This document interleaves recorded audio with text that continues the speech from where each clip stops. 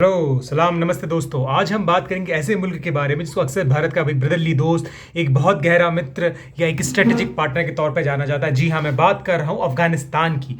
अफगानिस्तान जिसको अक्सर साम्राज्यों की कब्रगाह भी कहा गया, वो मुल्क जिस पे कोई भी देश, कोई भी विश्व शक्ति ना पूरी तरह से उस पर काबू कर पाई, ना उसको पूरी तरह से अपने प्रभाव में लेकर आ पाई। चाहे वो सोवियत यूनियन हो, चाहे अमेरिका हो 2001 के बाद से पूरी तरह से कोई भी अफगानिस्तान पे अपना प्रभुत्व स्थापित नहीं कर पाया। इसका एक बहुत बड़ा कारण वहाँ रहने वाले पश्तून और दूसरे दीगर कबीले हैं जो शुरू से किसी के हेजेमनी को एक्सेप्ट करने के लिए कभी तैयार नहीं रहे।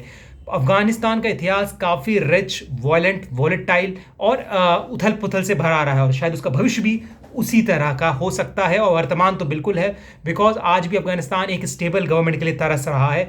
भले ही 2001 में तालिबान चले गए, पर आज भी पाकिस्तान अफगानिस्तान के अंदर एक स्टेबल डेमोक्रेसी इस्टेब्लिश नहीं हो पाई। इसके पीछे कई कारण हैं।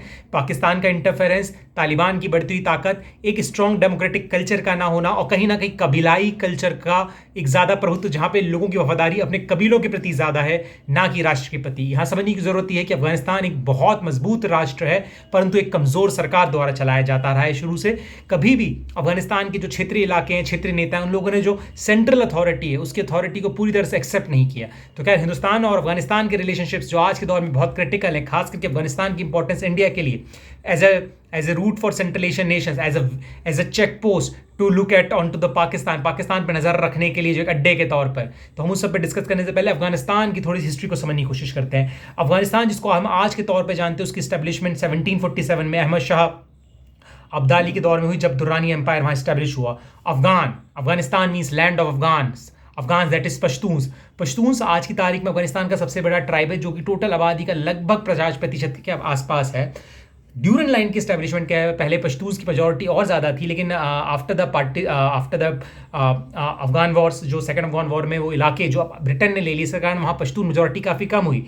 आज की तारीख में अफगानिस्तान से ज़्यादा पश्तून यानी पठान, जो अपने लिए फेमस हैं, अपने वैलर के लिए, अपनी ताकत के लिए, वो दो हिस्सों में बटे हुए हैं। एक तरफ अफगान पश्तून है और दूसरे पाकिस्तानी पश्तून है। पाकिस्तान के अंदर अफगानिस्तान से ज़्यादा पश्तून है आज के दौर में, जो कि वहाँ के खैबर पख्तूनख्वा प्रोविंस, बलूचिस्तान के नॉर्दर्न एरियाज और मेनली कराची सिटी में रहते हैं। ये जान के आश्चर्य होगा, कराची के अंदर पेशावर से ज़्यादा पश्तून है। अब ये एक अलग मुद्दा है डिस्कस करने का। खैर, पश्तूनों के बारे में एक चीज़ बता दूं, पश्तून लोगों के बेसिकली पख्तूनावली करके 5 प्रिंसिपल वाला कोड ऑफ कंडक्ट होता है, जिससे पश्तून ट्राइब्स काम करते हैं। इसमें दोस्ती के प्रति वफादारी, शरणागत की रक्षा करना जो आपकी शरण में आए, दुश्मनी को पूरी तरह से निभाना, मेहमान को मुफ्त खाना, फ्री पैसेज, सेफ पैसेज और स्टे की जगह देना। मतलब बेसिकली पश्तून काफ़ी मेहमान नवाज कौम रही है, लेकिन उतनी ही ज़्यादा मुश्किल रही दबाना भी। ब्रिटेन को सालों लग गए ब्रिटिश पावर को, जो पश्तून मैसूर ट्राइब्स थे, जो आपके और कंजाई थे, मोहम्मद जाई थे, इन्हें दबाने में। अफगान वॉर हुआ, लिटरली पेशावर के को घेरना पड़ा, अब काबुल के ऊपर बॉम्बिंग करनी पड़ी, तब जाके अफगान कहीं ना कहीं काबू में। और यही नतीजा था कि ब्रिटेन ने ड्यूरन लाइन को स्टैब्लिश किया, ताकि अफगानिस्तान के बढ़ते प्रभाव को रोका जा सके इंडिया को, मतलब पश्तून्स को रोकने के बैरियर के तौर पे। खैर, अफगानिस्तान काफ़ी डाइवर्स कंट्री है।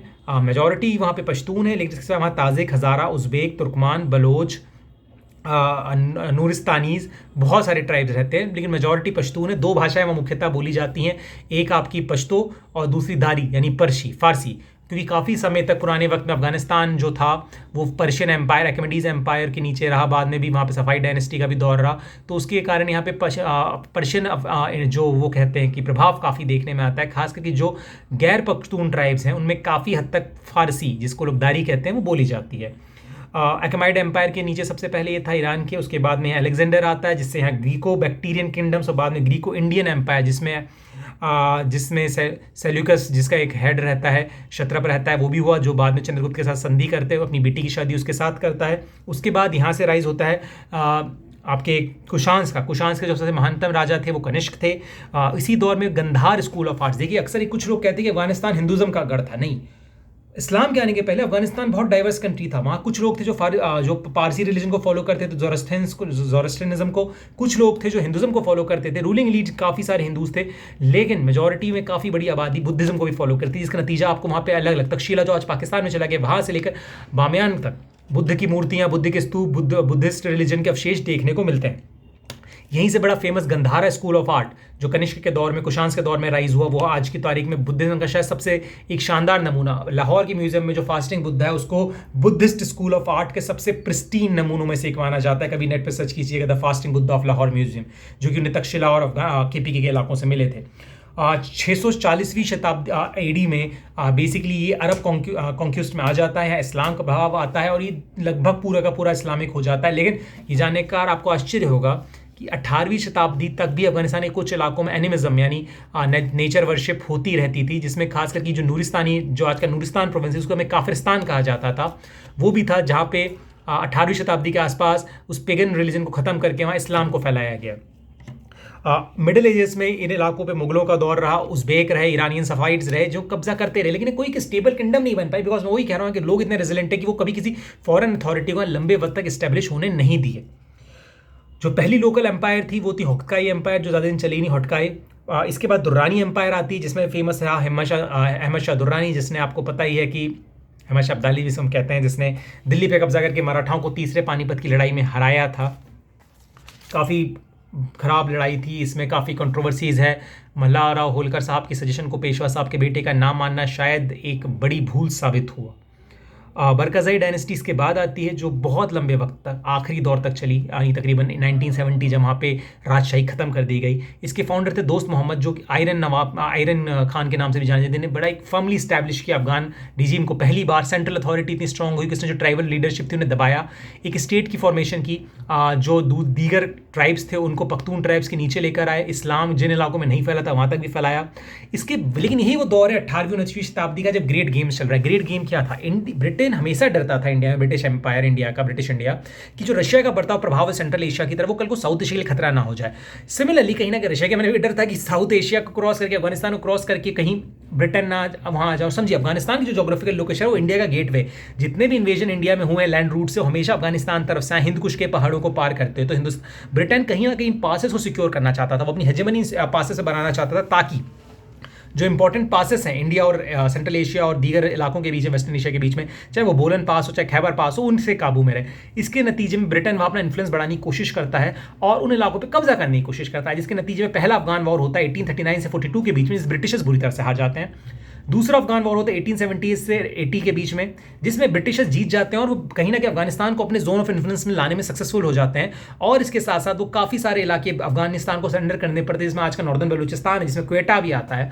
इसके सिवाय आपका जो आज का के पीक है, जिसमें पेशावर से लेकर सिबी, स्वात, बन्नू, जितने दीगर ज़िले हैं जो कि आज के पी के पाकिस्तान के खैबर पख्तूनख्वा में आते हैं, वो, और इन ज़िलों के आने से ब्रिटेन को एक फ़ायदा मिला कि उसने जो बॉर्डर थी उसको सेफगार्ड कर लिया। यहीं से ड्यूरन लाइन का जन्म होता है। और याद रखिए, अफगान नेशनलिस्ट इस लाइन को कभी नहीं मानते, वो आज भी मानते हैं कि उनके भाई बॉर्डर के उस पार है, और कल ना कल अफगानिस्तान एक बड़ा, वो ग्रेटर अफगानिस्तान एक कॉन्सेप्ट में आगे से हम विराट भारत की बात करते हैं, पख्तून नेशनलिस्ट ग्रेटर अफगानिस्तान की बात करते हैं।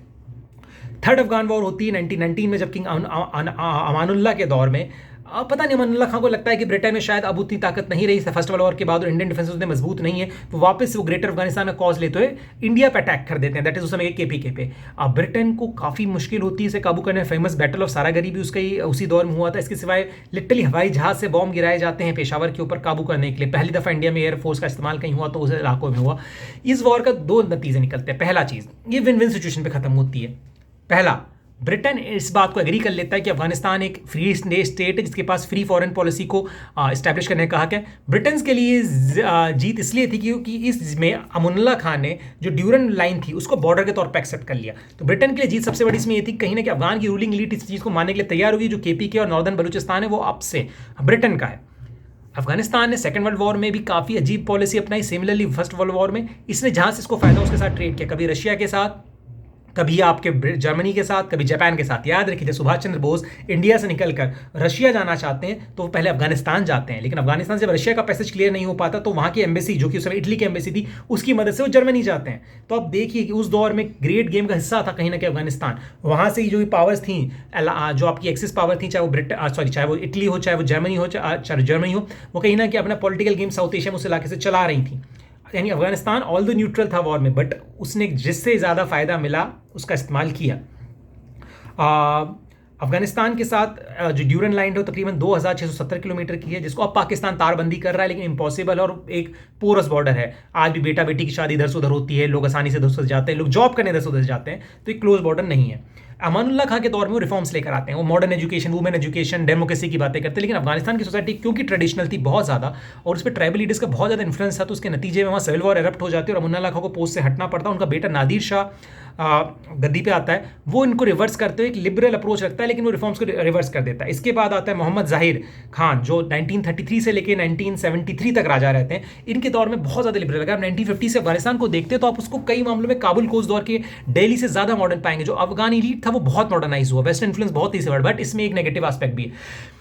डेवलपमेंट हुआ बट किसका? इलीट्स का। जो मासेस थी वो हमेशा बैकवर्ड ही रही, गांवों के अंदर वो डेवलपमेंट कभी उतने अच्छे से पहुंच नहीं पाया, जिसके नतीजे में एक अनरेस्ट, एक सेंस ऑफ अनरेस्ट कहीं ना कहीं अफगानिस्तान के लोकल इलीट्स में बनने लगा। इवन कुछ जो जो आपके पावर इलीट्स उनको भी लगा कि इसका फायदा सबको मिल नहीं रहा और कहीं ना कहीं ट्रेडिशनल अफगान जो कल्चर है उस पर अटैक कर रहा है, जिसके नतीजे में जो उनके कज़न और एक्स प्राइम मिनिस्टर थे मोहम्मद दाऊद खान, वो तख्ता पलट कर देते हैं। अच्छा देखिए 1964 में जो जाहिर शाह थे वो लिबरल कॉन्स्टिट्यूशन लेकर आते हैं, पार्टी पॉलिटिक्स को भी जन्म दी जाती है। इसी दौर में People's Democratic Party of Afghanistan का जन्म होता है, उसकी अफगानिस्तान की कम्युनिस्ट पार्टी, जो आगे चल के तख्ता पलट में मेन रोल निभाती है और अफगानिस्तान की रूलिंग पार्टी बन जाएगी।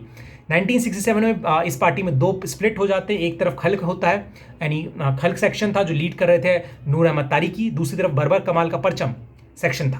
1973 में दाऊद अहमद खान, जो कि एक्स प्राइम मिनिस्टर और कजन थे राजा के, वो तख्ता पलट कर देते हैं और अफगानिस्तान को एक रिपब्लिक डिक्लेयर कर देते हैं। लेकिन अगेन जो पॉलिटिकल सेक्शन है वो सेटिस्फाई नहीं होता दाऊद खान से, और 1978 में दाऊद खान का मर्डर करके वहाँ पे पीडीपीए की रिजीम आ जाती है मिलिट्री coup के थ्रू, जिसको सार रेवोल्यूशन कहते हैं। बहुत ब्लडी रेवोल्यूशन था, रॉयल फैमिली के कई लोग मारे गए, दाऊद खान को विद फैमिली असैसिनेट कर दिया गया और अफगानिस्तान एक डेमोक्रेटिक रिपब्लिक बन जाता है, कम्युनिस्ट रिजीम आ जाती है। और जहां अफगानिस्तान कम्युनिस्ट बनता है कोल्ड वॉर एरा पॉलिटिक्स आने लगती है। समझिए ये वो दौर था जब कोल्ड वॉर एरा पीक पर था, एक तरफ सोवियत यूनियन था, एक तरफ अफगानिस्तान था, रशिया था, सोवियत यूनियन था। अब अमेरिका और सोवियत यूनियन की लड़ाई के बीच अफगानिस्तान एक नए प्लेयर के तौर पर उभरता है, एक कैटलिस्ट के तौर पर उभरता है, या एक मैं कहता हूँ मोहरे के तौर पर उभरता है।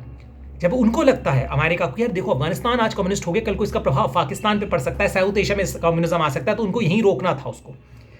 पाकिस्तान भी डरा हुआ था कम्युनिस्ट रिवोल्यूशन से। सिमिलरली पाकिस्तान को जो ग्रेटर अफगानिस्तान का जो कॉल रहा शुरू से, उससे खतरा रहा। पख्तून नेशनलिज्म बात करता है cross border unity between the Pashtuns of Afghanistan and Pakistan, उससे खतरा था। तो पाकिस्तान क्या करे? पाकिस्तान और अमेरिका के अलायंस ने कोल्ड वॉर पॉलिटिक्स का डायनामिक्स यहाँ लगाया और ये कहा कि भाई कम्युनिस्ट रिजीम है वो एंटी इस्लाम है, इसलिए इसके खिलाफ जिहाद होना चाहिए। और अमेरिका ने ओपन कर दिया अपने कॉफर्स, खजाना खोल दिया, मुजाहिद्स को ट्रेन किया, हथियार दिए, सब कुछ दिया, जस्ट फॉर वन रीजन कि उन्हें किसी भी तरह कम्युनिस्ट रिजीम को अफगानिस्तान के डिस्टेबल करना था। वहाँ एक लिबरल मार्क्सिस्ट एजेंडा इंपोज किया जाता है कम्युनिस्ट रिजीम द्वारा। सार रेवोल्यूशन के बाद लैंड रिफॉर्म्स किए जाते हैं, मस्जिदों को सेकेंडरी कर दिया जाता है, मतलब पब्लिक लाइफ से उनको हटाना शुरू किया जाता है, दाढ़ी रखने में बैन रख दिया जाता है पब्लिक ऑफिस में, एक पुष्ट लिबरलिज्म आता है। लेकिन मैं वही कहता हूँ अफगानिस्तान के जो अफगान्स हैं ना बहुत दिल के साफ है, बट वो उतने ही अपने कल्चर और अपने ट्रेडिशन से जुड़े हुए हैं। तो जब ये ओपन रेवोल्यूशन जो ओपन रिफॉर्म्स आते हैं इसको लोग वेलकमली नहीं रहते, और इसका नतीजा ये होता है कि वहाँ कहीं ना कहीं एंटी स्टेट मूवमेंट बहुत तेजी से बढ़ता है और इसको वही इस्लाम की लड़ाई के तौर पर देखा जाता है। जब इस्लाम की लड़ाई के तौर पर देखा जाएगा तो लोग ज़्यादा जुड़ेंगे, because religion is Paramount in south Asia, चाहे वो हिंदूज हो चाहे मुस्लिम्स में और ज़्यादा कंपेरेटिवली। तो इसके नतीजे में वहाँ पे एक अनरेस्ट का जन्म होता है। जब वहाँ पे सोवियत रिजीम, सोशलिस्ट रिजीम के लिए चैलेंजेस खड़े हो जाते हैं, तो उस दौर में 1979 में ये कहते हुए रशिया एंटर करता है कि जो भाई तारिकी की रिजीम है ये प्रॉपर वे में रिजीम रूल नहीं कर पा रही, इसलिए हमें इसकी मदद के लिए आना पड़ेगा। जैसे ही रशिया आता है ये इंटेंसिफाई और हो जाता है, बिकॉज रशियन आर्मी का आना मतलब सीधे रशियन आर्मी साउथ एशिया के दरवाजे पे आके खड़ी हो गई है। आज साउथ एशिया में कल को पाकिस्तान के अंदर आ सकती है। यहाँ से इंटेंसिफाई होता है जो अफगान जिहाद था, जिसे मुजाहिदीन के थ्रू अफगानिस्तान के अंदर पाकिस्तान, सऊदीया और अमेरिका ने फुल ऑन सपोर्ट किया जिमी कार्टर रिजीम के वक्त। रीगन एडमिनिस्ट्रेशन ने, मैं आपको बताऊंगा, मुजाहिद के सपोर्ट में 6 से 20 बिलियन डॉलर खर्च किए उन्हें हथियार देने, उनकी ट्रेनिंग देने के लिए। यूनिवर्सिटी ऑफ मैरीलैंड के अंदर बाकायदा मदरसों के लिए, जो पाकिस्तान में अलग अलग हक्कानी नेटवर्क के मदरसे खुले, जमात उलमा इस्लाम ने मदरसे खोले, जहाँ पर अफगानिस्तान से आने वाले तकरीबन आपको जान के आश्चर्य होगा 60 लाख से 50 लाख लोगों को भागना पड़ा, जिसमें से लगभग 40 से 50 लोगों ने अब पाकिस्तान में शरण ली। जब ये लोग रिफ्यूजी कैंप्स में गए तो उनको बताया कि देखिए आप कम्युनिज्म के कारण भाग कर आए हैं, ये तो खैर भागना जारी रहा जब तक सिविल वॉर चल रही थी, लेकिन एक इन्फ्लक्स शुरू हो जाता है। तो इस्लाम के नाम पर इन रिफ्यूजी कैंप्स में रहने वाले लोगों को, लोकल अफगान पश्तून्स को, इवन उज़्बेकिस्तान तजाकिस्तान जैसे लोगों के कंट्री के लोगों को, सऊदीया के लोगों को जोड़ा जाता है इस जिहाद में, और ये लोग अफगानिस्तान में जिहाद करने चले आते हैं अलग अलग ग्रुप्स के बैनर तले। लेकिन लीड इन्हें कहीं ना कहीं अमेरिका और पाकिस्तान की ISI के हामिद गुल साहब, जो समय ISI के हेड थे, वो करते, और ISI के थ्रू हामिद गुल साहब और ISI चाहती थी कि वो इस इस्लामिक रेवोल्यूशन को और ज़्यादा एक्सपोर्ट करते हुए एक वो पॉलिटिकल इस्लाम को यूज़ करे। इसके पहले पाकिस्तान की आर्मी भी काफ़ी हद तक सेकुलर थी, बट 70s 80s में ज़ियाउल हक का दौर चला था पाकिस्तान में, और उस दौर में रेडिकलाइजेशन हुआ, पॉलिटिकल इस्लाम आया, और कहीं ना कहीं अफगान जिहाद के कारण यहाँ पे बहुत ज़्यादा खिचड़ी पकी। 6 मिलियन रिफ्यूजीज़ तकरीबन 2001 तक अफगानिस्तान छोड़ के जा चुके थे बिकॉज इस सिविल वॉर और उसके पहले अफगान सोवियत कॉन्फ्लिक्ट के चक्कर में।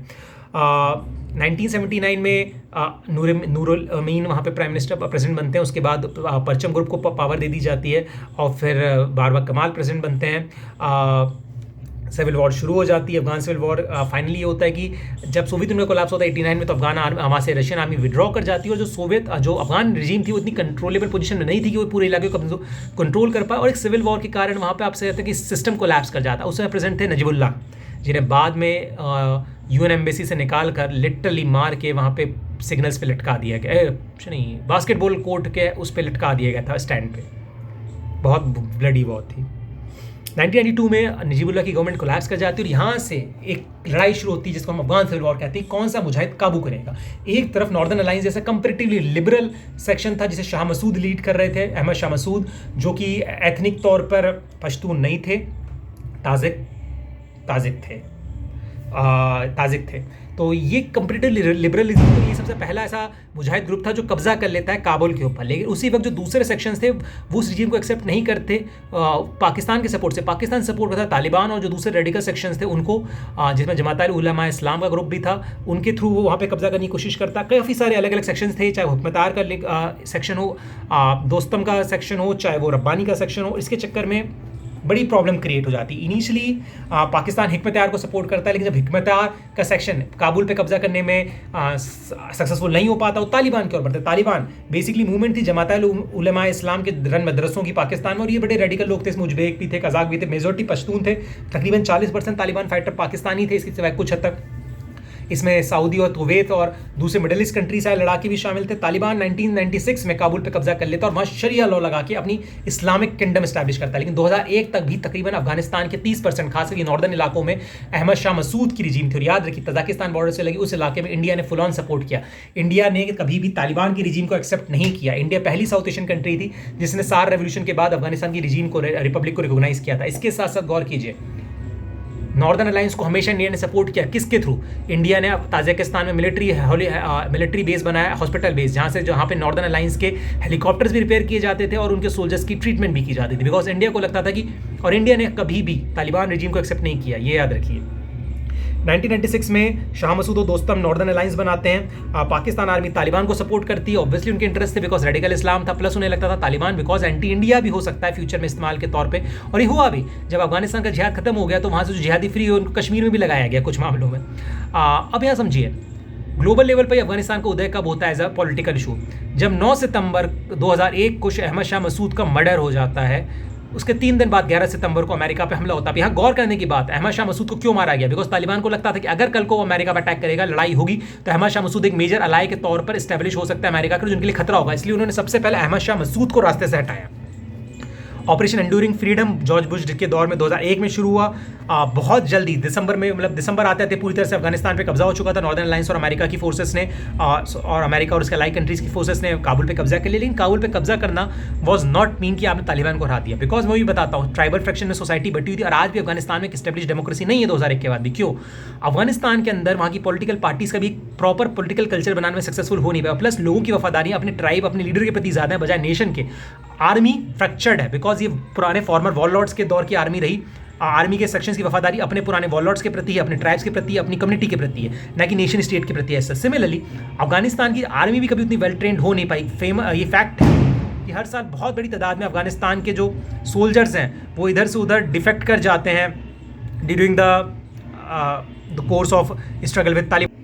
इसी के नतीजे में देखने में आया अफगानिस्तान के अंदर कि एक स्टेब्लिश रिजीम कभी बन नहीं पाई, और हमेशा अफगानिस्तान के अंदर कहीं ना कहीं ये कॉन्फ्लिक्ट चलता रहा। बिकॉज अफगानिस्तान के अंदर जो वहाँ की रिजीम्स हैं उन्होंने कभी भी प्रॉपर डेमोक्रेटिक कल्चर को इस्टेब्लिश करने पे फोकस नहीं किया। अब यहाँ हम और आज भी इसका नतीजा है कि अफगानिस्तान में लगभग 40% इलाके ऐसे हैं जहाँ पे गवर्नमेंट का प्रॉपर कंट्रोल नहीं है। कहीं ना कहीं तालिबान और जो दूसरे रिबेल ग्रुप है वो अपनी अथॉरिटी असर्ट करते हैं। खास करके 2013-14 के बाद जब अमेरिका ने डिसाइड किया कि वो अफगानिस्तान छोड़कर जाएंगे, वहाँ से एक प्रॉब्लम अलग क्रिएट होती है, बिकॉज अफगान गवर्नमेंट आज भी सिचुएशन में नहीं है कि वो तालिबान के इस प्रभाव को रोक सके और एक स्टेबल डेमोक्रेसी का वादा कर सके अफगान आबादी के साथ।